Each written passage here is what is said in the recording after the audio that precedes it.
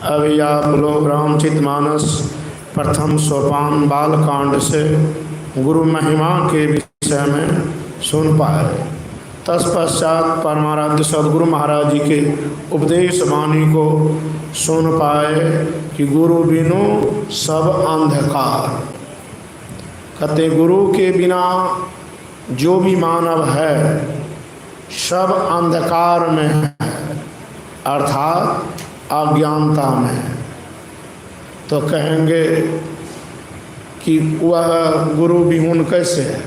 जो कुछ पढ़ा लिखा है तो गुरु से ही ज्ञान प्राप्त किए हैं। अन्य पंथ पंथाई में गुरु का ज्ञान को सीखे समझे, लेकिन नहीं, ये गुरु नानक साहब की वाणी है। कहते हैं गुरु बिनु सब अंधकार सूर्य चंद तारण। कि गुरु नानक साहब के भी वाणी में है, जैसे चंदा उगही सूरज उगही हजार, एते चानन हो दिया गुरु बिनु अंधकार। गुरु नानक साहब भी कहते हैं कि चंद्रमा हजार उग जाए, सूरज हजार उग जाए और तारागण जितने देखते हैं उससे भी कई गुना और हो जाए, फिर भी अज्ञानता अंधकार नहीं मिटेंगे। जब तक गुरु का ज्ञान को श्रवण नहीं करेंगे, मनन नहीं करेंगे, तब तक आपको ज्ञान नहीं होगा। जो गुरु उस ज्ञान को सीखे समझे हैं, कौन सा ज्ञान? तो कहा परमात्मा का ज्ञान। जो गुरु परमात्मा का ज्ञान को सीखे समझे जाने नहीं है तो वह क्या कहेंगे? इसीलिए संत महापुरुषों ने कहा कि जो गुरु का ज्ञान है उस ज्ञान को जो सीख लेते हैं, समझ लेते हैं और करते हैं तो वह प्रत्यक्ष दर्शन करते हैं। साधारण नहीं है कि इस धरती पर कितने संत महापुरुष हुए, कितने गुरु हुए, कि सबों ने गुरु का ज्ञान को सीख करके समझ करके अभ्यास किए, परमात्मा को जाने पहचाने। तो कहा इसके लिए आपको सत्संग की सहारा लेना पड़ेगा, कि सत्संग करेंगे तो आपको गुरु का ज्ञान होगा, अपने आप का ज्ञान होगा और परमात्मा का ज्ञान होगा।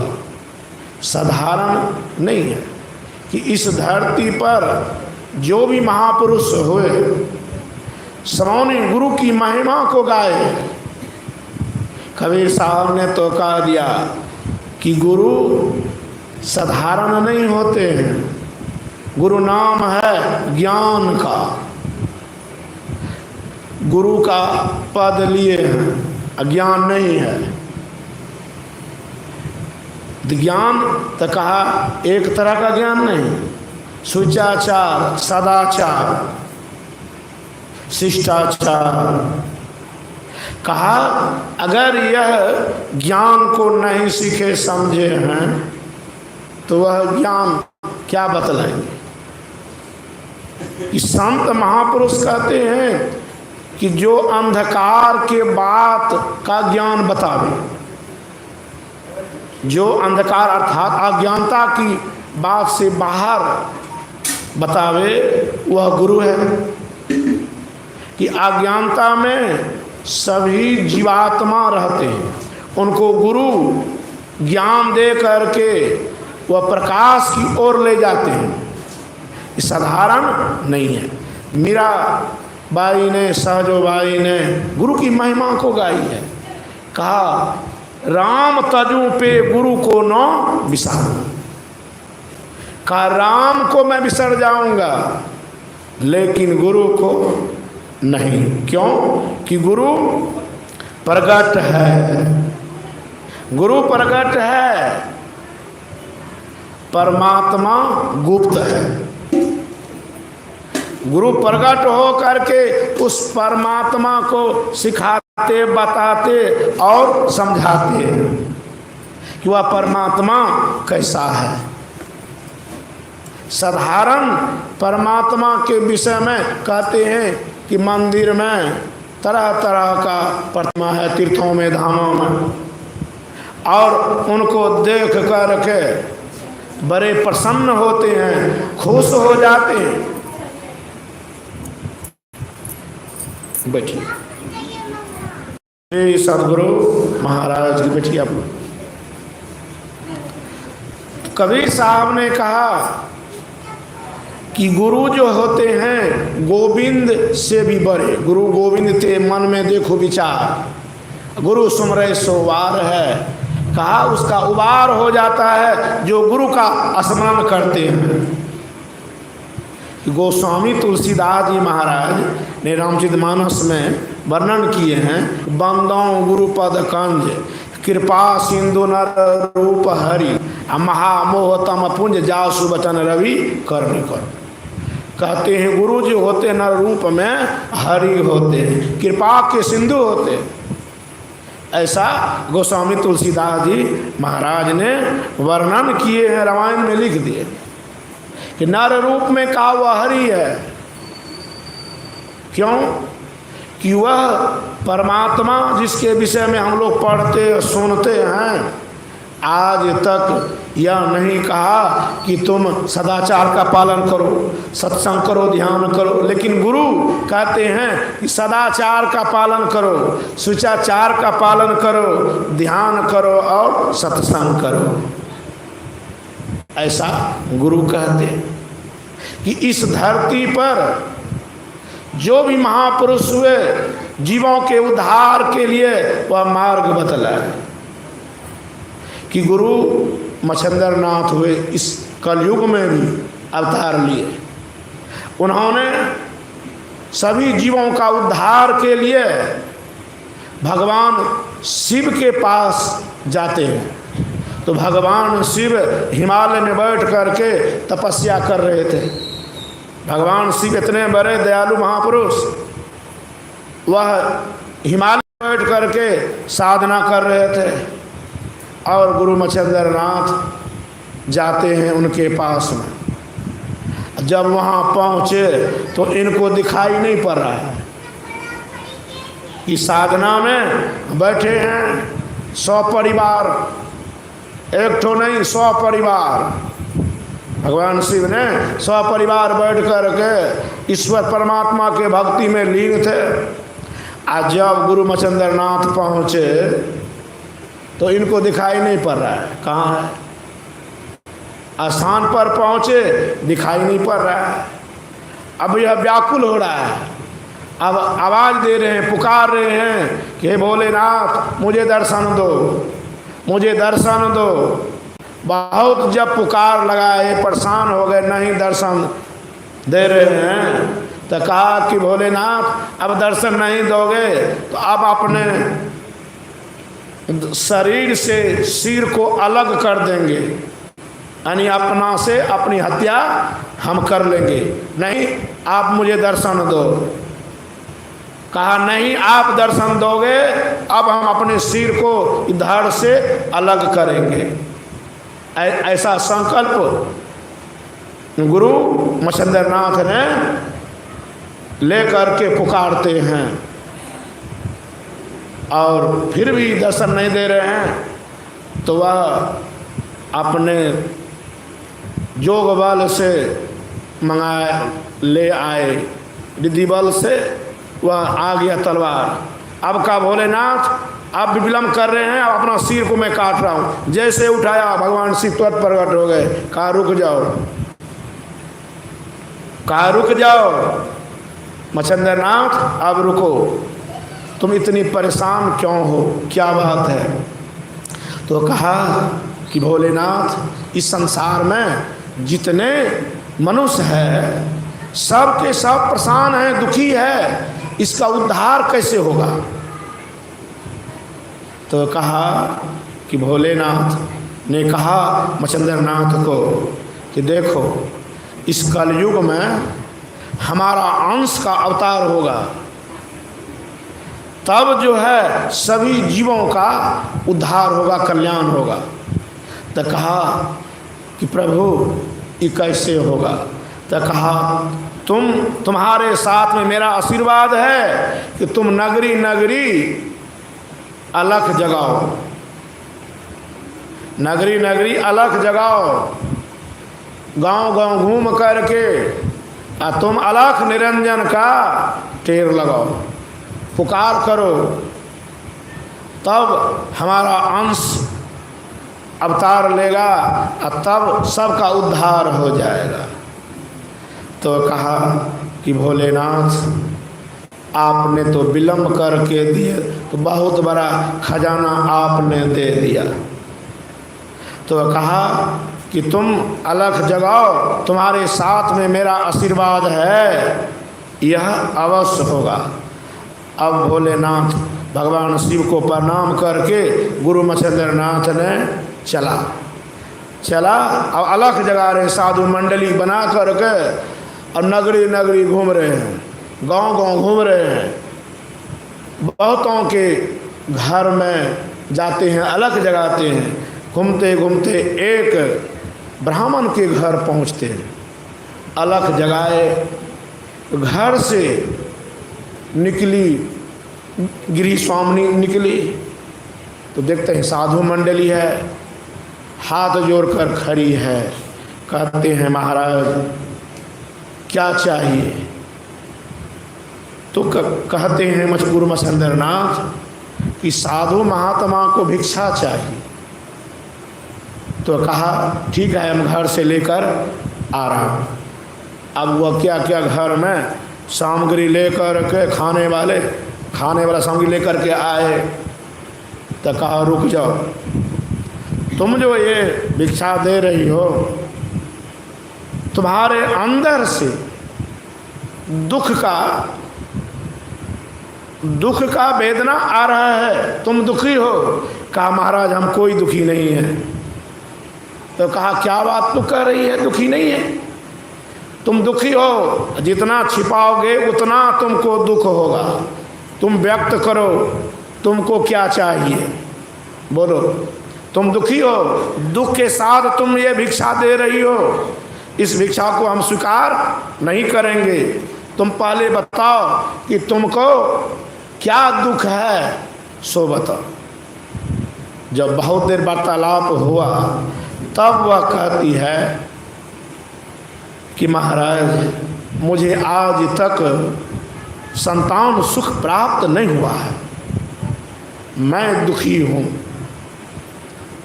तो गुरु मच्छिंद्रनाथ कहते हैं कि सुनो, तुमको पुत्र होगा, तुम इस बात को, मेरे वचन को तुम प्रमाण कर लो कि तुमको संतान होगा। तो कहा महाराज कैसे? मैं तो उदास हो चुकी हूँ, मुझे अभी तक संतान सुख प्राप्त नहीं हुआ है, हमको समाज में कोई आदर की दृष्टि से नहीं देखते हैं, हम दुखी हैं। कहा तुम घबराओ नहीं, तुमको संतान होगा। कहा महाराज अगर संतान हो जाए तब तो मैं धन्य हो जाऊंगी। मुझे कहता है सब समाज का ये बांझ है, बांझ का कोई आदर नहीं करते हैं। कहा नहीं, तुमको संतान होगा, मेरा ऐसा आशीर्वाद है, अवश्य होगा। तो कहा महाराज कैसे? तो गुरु मच्छिंद्रनाथ ने अपने थैला से निकालकर भभूत दिया। कहा ये ले लो, ऋतु वर्ष के बाद तुम स्नान करके गाय के दूध में इसको तुम पी लेना, तुमको समय पर संतान होगा। बहुत खुश हो गई और उनको दिए। कहते हैं सुनो, जब संतान होगा हम 12 वर्ष में तुम्हारे यहाँ आएंगे, जब 12 वर्ष पूरा होगा हम तुम्हारे घर आएंगे और उस बच्चे को हम ले जाएंगे। तो कहा कि ठीक है, अब आशीर्वाद दिया, गुरु मच्छिंद्र नाथ चल दिए। अब जब चले गए, अब उनकी पति ब्राह्मण देवता आए घर, पूजा पाठ करा करके घर आए तो देखती बहुत खुश है, सुंदर सुंदर भजन गा रही है, बड़े मग्न हैं।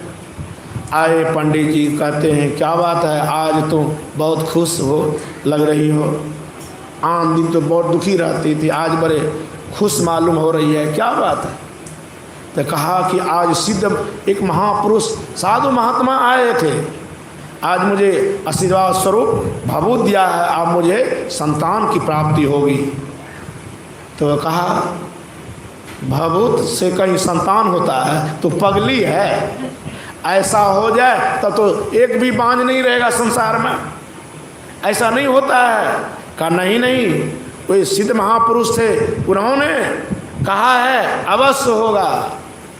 तो कहा नहीं, तो पगली है, तुम्हारी बुद्धि खराब है, इससे नहीं होता है। तो हमारा बात को मानो, तुम इसको ग्रहण नहीं करो, इसको फेंको, इसको फेंको, इसे होने वाला नहीं है। बार बार कह रही है लेकिन मान नहीं रहे। अंत में कहा कि सुनो, हमसे बढ़ करके तुमको कोई भलाई करने वाला मिलेगा। अब पति है, उसकी बात कैसे नहीं मानेंगे। अब जब कहा तो कहा ठीक है, इसको हम फेंकते हैं। ले करके गांव से बाहर में, जहाँ पर कूड़ा कचरा लोग फेंकते हैं, गोबर मिट्टी फेंकते हैं, वहीं में जा करके उसको ढक दिया मिट्टी से। अब आ गई। जब 12 वर्ष समय पूरा, अब उसी मिट्टी में, गोबर में, वह भभूत का क्या करिश्मा होता है, गुरु का क्या महिमा है। अब उसमें बच्चा पलने लगा। अब उस अंदर में, अंदर से ही पुकारने लगे कि गुरुदेव आओ, मुझे इस स्थान से बाहर करो। अब वह बच्चा कहाँ, गुरु महाराज कहाँ जंगल में तपस्या कर रहे हैं। सिद्ध महापुरुष गुरु मच्छिंद्र नाथ ने उनके वचन को सुनते हैं। क्यों?